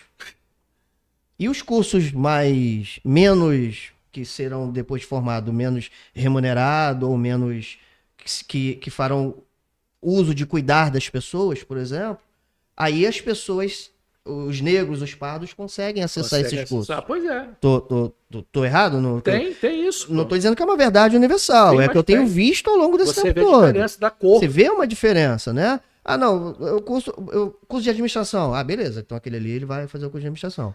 Ah, mas e a engenharia? Não, aquele branquinho ali, legalzinho, vai fazer engenharia. Não, aquele escurinho ali e tal, não, ele pode fazer gastronomia. O André, você vê... Aí o outro, não, eu vou fazer, aquele ali pode fazer medicina. Claro que vai fazer, vai ter essa separação. Tem gente que entra na justiça para poder entrar, para poder fazer uma faculdade. Porque ele chega lá e fala, pô, mas você não é pardo não, cara. Mesmo com cota. Não, você não é pardo não, então você não pode fazer. Não, a medicina não. De repente, porque tem outra pessoa lá, não tô falando isso com militância, tá? É porque coisas que eu já ouvi há muito tempo e eu acredito que isso exista. Teve outros cargos, outras oportunidades lá, que de repente foi vendido aquela vaga para aquela pessoa. Falavam no passado para mim que pessoas vendiam vagas de faculdade fodas. André... 90 mil, 100 mil, 80 mil. Fraudam, vestibular, pô. Fraudam. Você veja o exemplo, cara. Eu não vi, tá? Eu tô falando que eu sempre ouvi e acredito também que essa porcaria existe, de que as pessoas vendam. O docente, o cara lá do corpo docente, da administração da universidade, vai lá e vende para um filho de uma pessoa muito influente, que tenha grana, 90 mil, 100 mil, pronto. Você quer fazer medicina? Beleza. Então vende, o cara vai lá e entra. Às vezes até o cara que é eu não vou falar filhinho de papai para não ficar uma coisa muito militante. Até o cara que nasceu numa família que tem condições, é óbvio, o cara vai lá, estuda, come as melhores comidas, tem as melhores alimentações, tem que esse conceito também de alimentação e exercício influencia muito na tua capacidade também intelectual, óbvio, né? O cara tá lá, acorda cedo, malha, tem as melhores comidas, melhores ídolos, melhor alimentação, melhor recurso. É claro que aquele cara ele vai ter o cérebro bem mais desenvolvido do que a pessoa que tá lá na periferia, que só come arroz, feijão e ovo. É óbvio. Aí ele vai ter condições de repente fazer uma prova e passar naquela merda. Mas às vezes o cara não faz, ele simplesmente compra a vaga e entra. É a forma mais prática. Ah, André, você tá falando uma verdade universal? Pô, é o que todo mundo diz por aí, né, cara? André, eu acredito que seja assim também. Quem está nos assistindo agora, porra. Você faça um exercício. As pessoas que defendem a privatização do ensino público... É que você tinha falado de privatizar o ensino público. É contrassenso, né? É contrassenso, cara. Você pega o percentual de classe média e rica que estudam nas universidades públicas. Eu vou falar uma parada que você vai entender 95%, a quantidade esmagadora é classe média alta que estão nas universidades públicas. E os ricos, ou os de aspecto de direita, que se posicionam como de direita, não, tem que privatizar a universidade pública, porque ele só tem vândalo ali, só tem sacana, como se ali tivesse os pobres. Nas universidades públicas. As pessoas não entendem que Eles não não estão percebendo que tem ele não tem pobrezinho, a não. classe cara. baixa dentro das Não tá federais. ali. Não Quem tem. tá ali, a quantidade esmagadora é classe média e rica. Média alta Aí e, quando a e classe alta. da elite fala, não, tem que privatizar as universidades, cara, por que você quer privatizar? Porque não quer que o pobre tenha acesso? Já não tem. Ele já não tem acesso. Não é pobre que está ali na universidade pública, não, é o rico. É o filho do papai que está ali, que você falou que não quer falar, né? Mas a gente fala. O cara Ué, que mas não é pra cheira, falar? Não é pra falar, não. o cara que cheira, que usa droga, Todo que mundo sabe vandaliza a universidade pública, não é o pobrezinho, não. É o riquinho. Ele está na universidade pública, galera. Ele não tá nas privadas. Quem está na privada é o pobre. Vê se na privada tem o mesmo consumo de droga, o mesmo vandalismo que tem. Aí quer privatizar por quê? Porque o pobre está na universidade pública? Não está. Quem está é o filho do rico. Realmente não tá. As pessoas com... Eu ouvia dizer o seguinte, pô, o cara que tem uma condição maior, não vou ficar falando sobre direito, não. O cara que tem uma condição melhor, ele prefere pegar o dinheiro dele, comprar carro e moto, e estudar na universidade pública, federal, Vai ver o qualquer carrão que está lá nos conceito, pátios da universidade pública. e até direito do cara. Pra não dizer que direita é invejosa, de esquerda é invejosa, mas não é. É até direito do cara. Ele nasceu numa família rica, Sim. tem condições de pagar uma faculdade. Mas não, ele não vai pra particular. Ele vai pra pública, porque a grana que o pai dele, ou dá, a pensão, a mesada dele, ele faz outra coisa. André, Eu faria isso?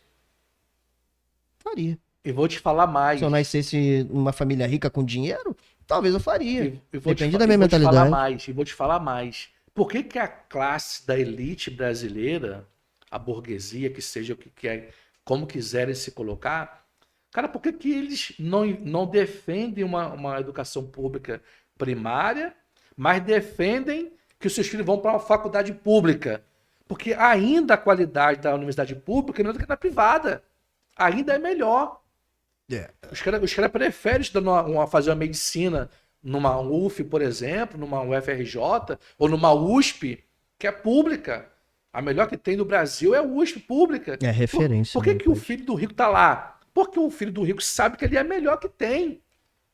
E só que você não Também, né? Por isso. Né? Sim, também. É. Exatamente. Mas por que, Tem que que esse falar mesmo também. riquinho não defende que a escola pública seja também de qualidade? Ele não quer que seja qualidade, justamente para quê?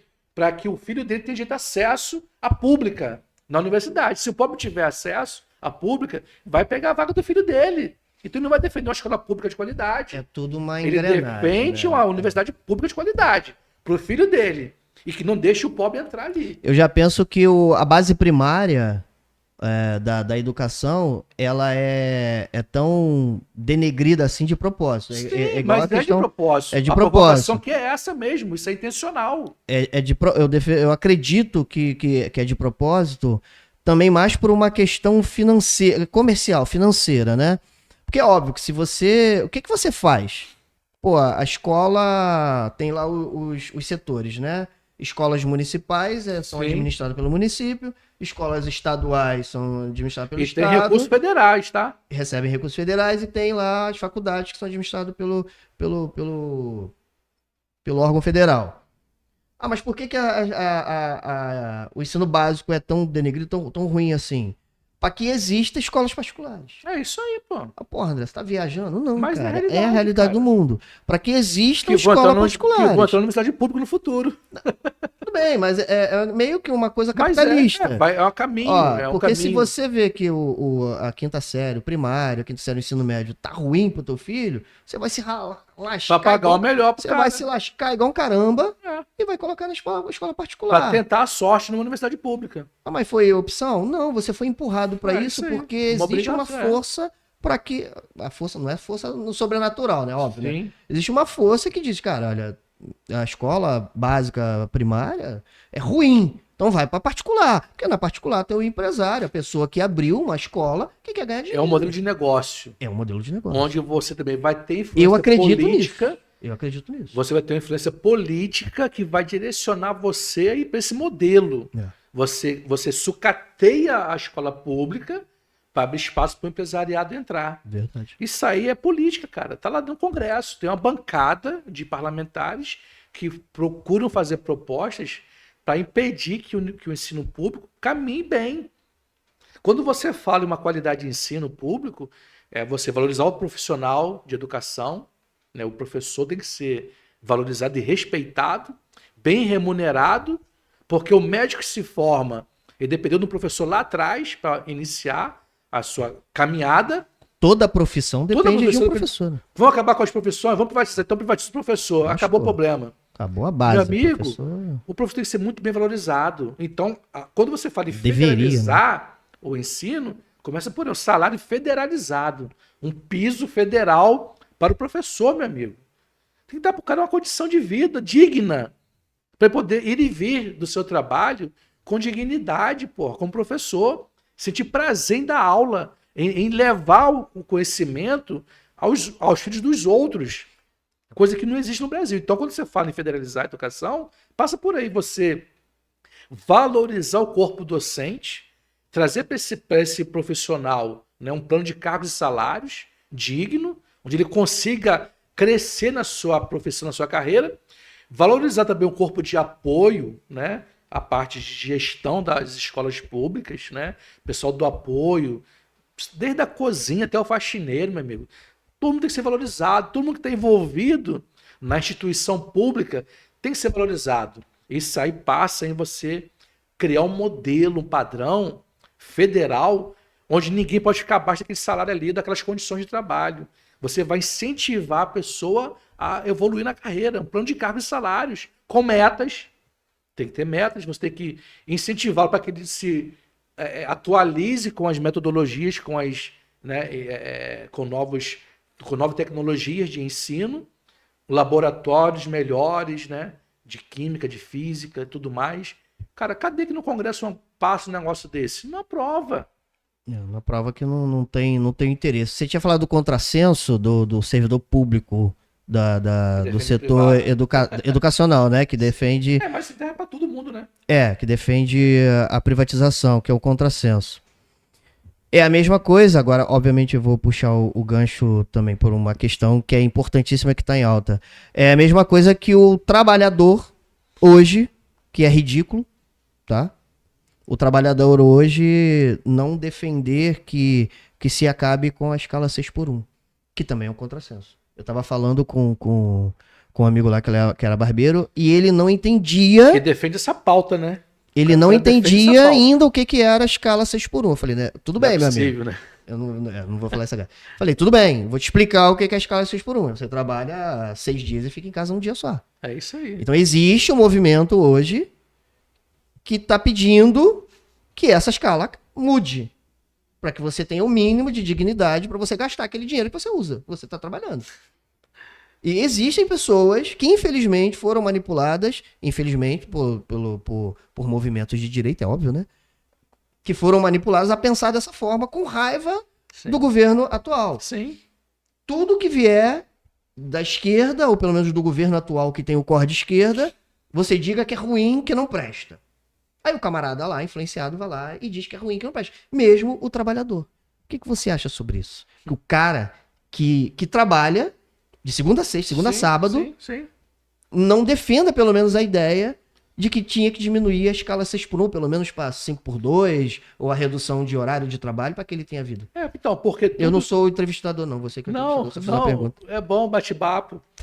Cara, porque essa pessoa, ela tá tão, assim, armada para um pensamento contrário ao atual governo, pilhado, na verdade, né? Pilhado. Eu já fui pilhado também do Lula, já fiquei puto com o governo, com o mensalão, com todos esses estímulos que tivemos atrás aí. Já fui pilhado. Cara, mas nós temos que ter uma coerência, que é o seguinte: você ficar pilhado com o governo que ele fez merda, o governo de esquerda, é uma coisa. Você deixar de ser de esquerda porque ele fez merda é outra coisa, pô. A esquerda está muito acima de um governo de esquerda. O pensamento de esquerda, ele está muito acima de um governo. O governo passa. O pensamento fica. Se ele fez errado, o problema é dele, que vá preso, que responda, mas o meu pensamento continua sendo de esquerda. E eu penso que continua sendo melhor cada vez mais. Não vou mudar casaco para ser de direita porque o governo fez merda. Você foi pilhado contra, né? Eu fui pilhado na época contra o que estava acontecendo Sim, todo mundo, né? com os equívocos, mas não me tornei um de direita puto com o que o governo fez. Eu fiquei puto com o que ele fez, mas o meu pensamento não se perdeu. Defendo o mesmo pensamento. Na época da Lava Jato. Lava Jato, né? Eu defendo que a esquerda deve ser, sim, um modelo de sociedade, para o que eu acredito, né? A minha classe trabalhadora, eu não perdi a minha capacidade de pensar junto com meus amigos, com meus colegas trabalhadores. Por quê? Porque a direita defende o quê? Na reforma previdenciária trabalhista, menos direitos ou emprego. Cara, como é que eu, trabalhador, vou defender menos direito, cara? É porque eles acreditam em meritocracia, acreditam no seu esforço, acreditam que você trabalhar pra caramba, você vai chegar em algum Vai lugar. ser rico um dia. Você pode até chegar, mas É isso depende da tua posição de partida. Exatamente. Depende de onde você partiu. Eles te levam um pensamento que Não é muito complexo o que eu falei, não dá pra ele entender. vai te levar a você acreditar que você um dia você trabalhar muito, vai ter um mérito. Não, ele não quis trabalhar, não quis se esforçar. Cara, não é Não realidade. funciona pra todo mundo isso. Não vai funcionar. Quando o governo fala muito claro, ou você pede menos direito e defende o emprego, é o seguinte, esquece as regras trabalhistas, pô. Esquece a CLT. Esquece a lei que te dá Não, garantias. você volta pra 1822. É Pô, 1822 que eu falei errado naquela hora? Ou... É sacanagem isso, pô. Não sei, vê aí se é 1822 mesmo a Lei Áurea. Eu acho que é isso mesmo. Eu não sou Deve ser por aí. por aí. 1800 e pouco. Então volta pra aquela época que não tinha regra nenhuma, né? Tu Pô, vira escravo e acabou, você só trabalha. É ideal? Não é ideal, mas você tirar o pouco que já tem, achar que a direita, achar que o trabalhador tem muitos direitos, privilégios. Onde é que nós temos direitos, privilégios? Porque cara? eles acham Em que excesso. o excesso de privilégio deixa as pessoas vagabundas, né? Vagabundas, só se Ou for. desinteressadas Pô, e tal. Então, Eles esquecem que o Brasil tem quantas pessoas? 213 milhões de pessoas. Esquece que são pessoas diferentes pra caramba. Que tem pobre, que tem rico, que tem velho, que tem homem, pessoas que não têm uma única mente, cara. As pessoas pensam de forma diferente. A pessoa que pega a porcaria lá digo porcaria que eu tô puto de estar falando isso. Lá o Bolsa Família é pro cara sobreviver. sim. Você acha que 600 reais o cara consegue montar um império? Eu não Não queria dá. depender, eu não queria Ninguém queria depender de R$600. 600 reais, mas é necessário que o cara Aí tenha. a pessoa critica Não dá aqueles pra que montar. dependem. É, pô. Uma pessoa próxima a mim, outro dia falou, pô, que bacana, né? A pessoa consegue viver com salário mínimo. Eu falei, cara, não consegue viver. É, mas vale lembrar que a gente ainda tá defendendo a questão do negócio do trabalho. Por isso Não a gente chegou consegue- nesse assunto. Não tá? consegue viver com um salário mínimo. Mas salário mínimo é uma referência mínima para uma pessoa viver durante um mês. Não é para viver Ah. 10 pessoas dentro de uma casa com salário não dá. mínimo. Aí as pessoas invertem. Ah, pô, que legal, o cara consegue viver com salário mínimo. O cara não vai conseguir sobreviver com salário mínimo. Isso ali é o mínimo para uma pessoa viver. Que não vai conseguir também, legal. Mas é para uma pessoa. Imagina você tirar direitos trabalhistas de quem então já trabalha e ganha Pô, o cara. salário mínimo nacional. Aí a pessoa que leva para esses lados, assim, que não tem argumentos, não consegue argumentar mais. Fala, cara, então acabou o assunto. Não tem como debater com você uma questão que não é um modelo você achar que a pessoa que tem uma casa com 7 pessoas, 5 que seja, vai ver com salário mínimo e você vai defender isso. Eu não defendo isso. A ideia do salário mínimo ele é o mínimo para uma pessoa viver. Deveria ser. Que tá pouco ainda. Eu defendo até que se fosse mais, mas infelizmente não consegue ser mais do que isso. Mas é o mínimo. E infelizmente pessoas transam Eu muito, estudo. fazem um monte de filho e tem um monte de gente em casa com salário mínimo. Tem gente que não transa nada, só tem 2 pessoas e vive muito bem. É. E aí? Então, Vai fazer assim, o quê? não é o governo que vai entrar nessa questão, cara. Mas você, quando fala de distribuição de renda e diminuição da desigualdade, cara, isso aí são políticas Não, públicas. tirar os direitos, não, tirar os direitos trabalhistas achando que a pessoa já tem muitos E o trabalhador direitos. defender isso, A gente chegou nesse ponto porque remete à ideia de que o cara não quer trabalhar, por isso que tem que tirar os direitos do cara, porque muitos direitos deixa o cara vagabundo. e eles pregam Aí ainda, demos o exemplo do Bolsa Família, que é um. Né? ainda pregam Não dá mais pra ver. ainda. Por que o povo não quer trabalhar? Ah, porque o Bolsa Família paga mais do que eu se fosse trabalhar. porra, Cara, isso não é. Obviamente que Isso não aí é. é uma, pô. é uma ignorância. É claro que se o valor, né? A gente tá falando do Bolsa Família agora, mas a gente ia falar da questão trabalhista. Se chegar próximo do salário mínimo, que nunca vai chegar, né? Sim. Obviamente que você vai ter uma queda gigantesca de emprego, de pessoas empregadas. Que é óbvio que a pessoa, porra, se com um salário mínimo nacional, trabalhando, eu recebo tanto, e benefício do governo eu recebo o mesmo tanto, que é o que acontece com o Vou buscar o BPC, que dá menos trabalho, né? BPC, que acontece com o BPC, aposentar e tal. Porra, então eu não vou trabalhar, pô. Aí é óbvio que você vai jogar o cara na informalidade. Agora eu vou fazer uma provocação. Infelizmente, o que aconteceu no governo passado, Sim. de uma forma bem eleitoreira, o ex-presidente foi lá e empurrou R$800 no Bolsa Família. Sim. Óbvio que as pessoas não iriam mais querer trabalhar. Se você tem, mesmo que você seja um cara... Medida eleitoreira, né? Medida eleitoreira. Mesmo que você seja um cara ou que seja uma família com um monte de gente. Sim. Não era o correto dele ir lá e empurrar de forma eleitoreira R$600, Comprar R$800. Com prazo de validade. Com prazo de validade e ainda liberou crédito, né? Para as Sim. pessoas pegarem empréstimo. Então, assim, o raciocínio é... nunca vai chegar a um salário mínimo. Então, isso não dá para sustentar uma família como um salário mínimo. Sim. Então, as pessoas têm uma ideia muito ruim e deturpada do que é realmente o programa Bolsa Família. É. O trabalhador precisa receber o salário mínimo, que é o mínimo, meio mínimo, mesmo mínimo. Mas também precisa ter benefícios, porra. Senão o cara pelo menos não vai no cinema, não corta o cabelo, não vai no dentista, não consegue dar pelo menos um mínimo de dignidade O grande problema, de alimentação André, para a família. O grande problema Claro que tem que ter benefício. Vai falar sobre a dignidade. Porque esse último governo que passou aí, que defendeu esses menos direitos, o que ele defendeu? Ele fez você acreditar, olha que doideira, cara. Ele fez você acreditar que você, para informalidade, você não depende de patrão, você faz a sua lei e cria seu salário para viver com dignidade. Lê do engano. Ele jogou na informalidade. Essa história é desde o Temer, né? Ele jogou na informalidade para que você achasse que você, como trabalhador informal, você vai ser considerado um microempresário. O pensamento do cara é esse, de te levar para acreditar que você vai ser da elite. Ah, não, vou ter meu próprio negócio. Não quero saber de nada de INSS. Eu vou viver na informalidade porque eu vou ter meu próprio negócio. Eu vou ser um microempresário. Ele te leva a achar que você é um microempresário. Pode ser até um empurrão honesto.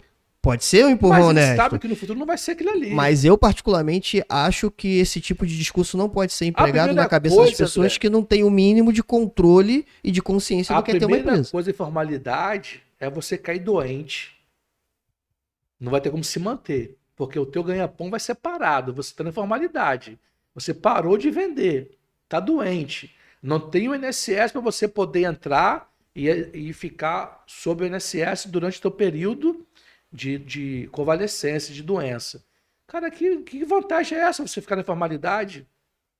Um colega meu outro dia, um tempo atrás, conversando com ele, falou: ah, cara, eu não quero saber de aposentadoria, eu quero ser meu próprio patrão.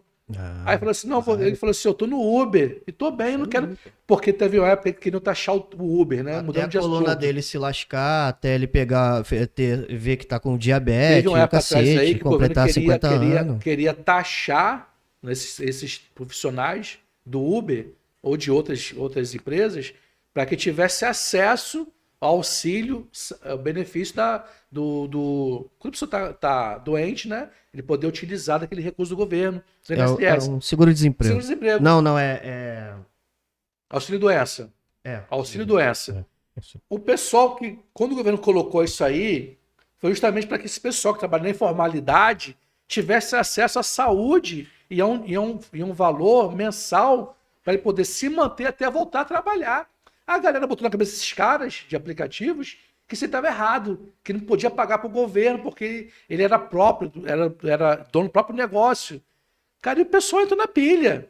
Não, o cara que trabalha por aplicativo, ele é refém da empresa do aplicativo. É isso aí, pô. Ele achou que se ele pagasse ia ganhar pouco. Cara, então você está ganhando pouco agora, porque se você vai taxar para que você possa contribuir, você ter direitos e garantias, você está indo contra. É porque quando se fala de taxa, todo mundo torce o nariz. Já vai com esse pensamento. Por quê? Porque já está doutrinado. Estão colocando para ele. O brasileiro ele já está doutrinado. Quando você fala de imposto, você fala de taxa, é óbvio que todo mundo vai torcer o nariz. Todo mundo, em qualquer área. Vou taxar esse microfone aqui. Aí o amigo olhou e falou, não, vai taxar não, o negócio de taxa. Não funciona. É isso aí. Entendeu? Aí o cara vai torcer o nariz sempre. Brasileiro sempre vai torcer o nariz. O que era a preocupação, eu tô pensando, talvez eu esteja pensando errado, não sei. estiver pensando errado, dane-se. A preocupação do governo era o quê, cara? Tem muita gente saindo do emprego formal e indo pro emprego de próprio negócio, Aí é autônomo, aplicativo, autônomo, só que eles não têm o mínimo de conhecimento para se manter. né? Sim. Porque se acontecer, exemplo dele se acidentar ou ficar inválido, porque a preocupação do Estado é que você não fique inválido. Sim. Você é um inválido, você não serve para o Estado. O que é natural. Se você não Sim. trabalha, você não contribui. Se você não contribui, você vai ser um peso para o Estado. Sim. Então a preocupação do Estado é o seguinte, pô, cara, veio uma empresa de fora, colocou um serviço aqui, esse serviço aqui, a priori, era usado pelas pessoas que tinham conhecimento financeiro, logístico, de trabalho aqui, que realmente queriam fazer a coisa certa, só que foi uma enxurrada de pessoas que não têm esse conhecimento, o que não é proibido as pessoas não terem, as pessoas têm que buscar conhecimento, Sim. e entraram para esse negócio. Aumentou, teve um boom de crescimento de todo mundo achando que isso é seu próprio patrão. É, Só que essas pessoas não têm conhecimento. não tem. Administrativo, financeiro, Essas até empresas- mesmo da previdência deles. É isso aí. Essas empresas que exploram esses aplicativos, elas também não querem colaborar com o Estado, com o país onde ela está aplicando o seu serviço, não querem ser taxadas por nada. E quando você fala em vincular esses profissionais autônomos, né,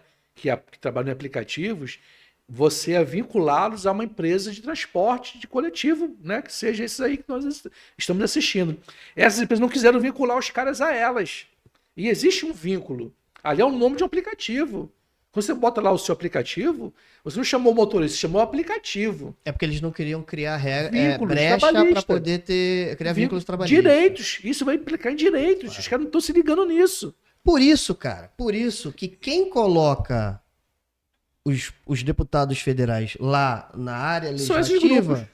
não, somos nós que temos que botar as pessoas lá e diga, meu irmão, resolve isso lá pra mim, por favor. Ao invés de eu ficar brigando com o executivo, que enche a merda do saco, Sim. meu irmão, eu botei o deputado federal e o senador pra ele sentar a bunda lá, ganhar 40 mil por mês É e isso ele aí. criar essa regra pra mim. É isso aí. Cobre a Câmara Legislativa. Foca menos no executivo.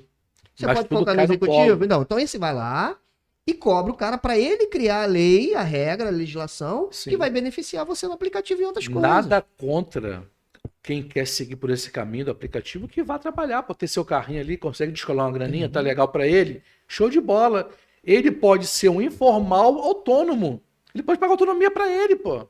A ideia era justamente as pessoas que não têm esse conhecimento pegar uma taxa e dizer, olha, cara, isso aqui é uma É garantia isso para aí. você, caso você aconteça E uma não merda contigo. colou. Teve que recuar o governo, tá bom, então recuou e tá aí. Quando esse cara cair no problema de um acidente de automóvel, né, de moto, que seja, vai ficar doente, vai ficar inválido, como você falou, não vai ter direito algum Não, e vai não tem. querer direitos do apoio do governo. Eu saí dessa vida de Uber por causa disso, cara, também. Exatamente, Não pô. tem nenhuma Galera, vantagem. o nosso Direto ao Ponto Que quase não foi direto ao ponto. está chegando aqui ao nosso final desse nosso programa. Queremos aqui agradecer a presença do meu amigo André mais uma vez. Espero que você volte mais vezes, André, para abrilhantar esse nosso projeto. Poxa, me Eu senti uma espero estrela que agora. vocês possam, de novo, peço a vocês, se inscrevam no canal, dê o seu joinha, critiquem. É muito mais importante, inclusive, que vocês participem com as mensagens. Isso faz o canal alcançar mais pessoas, cria vínculos entre nós e vocês e traz essa formalidade de que nós somos iguais. Tanto eu, quanto o André, quanto o Kleber, quem estiver aqui e você.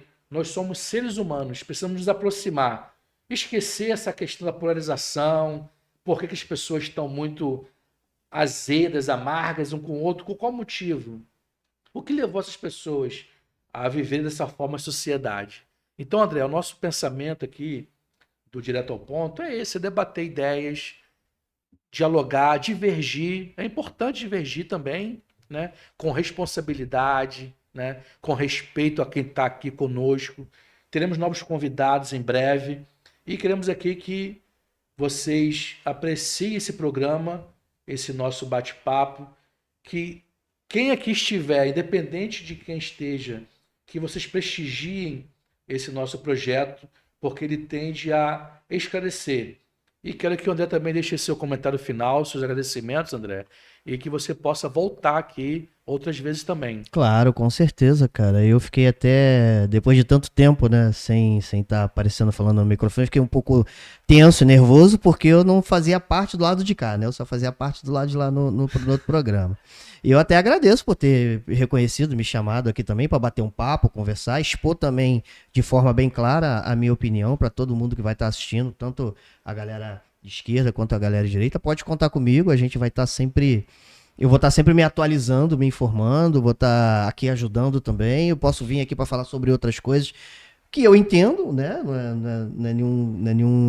Não é nenhuma proibição eu entender. Tem tanta gente que fala tanta porcaria na internet e a gente, pelo menos, é bastante coerente aqui. Eu sei que o programa é direto ao ponto, mas esse é o meu jeito mesmo. Me deixa à vontade, a gente vai introduzindo a coisa. E eu agradeço bastante, cara. Foi muito, muito bacana estar aqui. A equipe tá de parabéns também e eu só me chamar que eu volto. Tá bom. Maneiro. André, muito obrigado. Eu quero agradecer também aqui ao Kleber, que nos ajuda aqui na parte aqui da mesa, né? Nos auxiliando aqui na fonia. Agradecer pessoalmente a ele e a todos que fazem esse programa seguir em frente. É o nosso segundo programa esse, André. O segundo podcast? Esse é o nosso legal. segundo. Então, se inscreva no canal, ativa o sininho, deixa o teu like. E é isso aí, galera. Até a próxima e curta aí, deixe seus comentários. Valeu, galera.